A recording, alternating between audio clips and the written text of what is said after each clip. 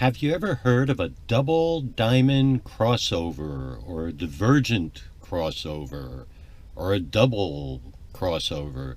Anyway, let me explain what it is. It's a system where it seems wrong, but what happens is if you're driving on this side of the road, it crosses over to the other side of the road, goes across, and then comes out again on the other side. So it's a cross underneath that overpass and another cross to get back on the correct side of the road. These are rather sharp turns.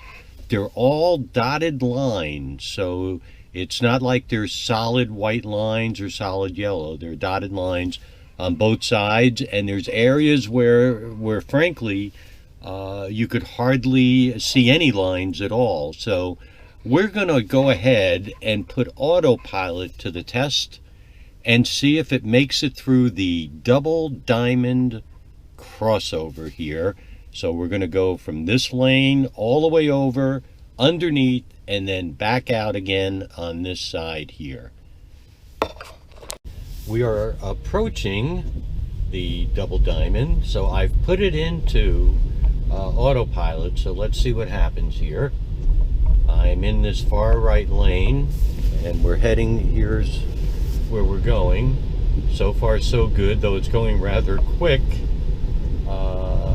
We are now beginning, I'll let you watch the wheel turn. So we're just in the entry point here, and you could see that we're about to make this this turn. And here we go. We're going under that way and then out that way. So let's go. So here it goes. And again, you can see the wheel.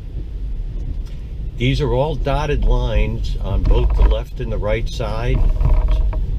Now we're back into what appears regular lines, and we've had to make a left and then a right. Looks like I have to touch the steering wheel a bit here.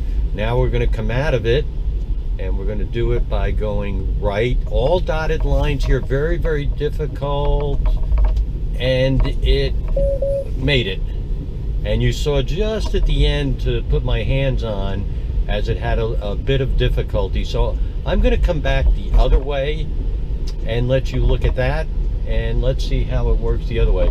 At the very end, there was significant number of just small dotted lines, and the car was clearly having difficulty and made a sharp turn on its own, but it always stayed inside the lines. So the good news is it always stayed inside the lines.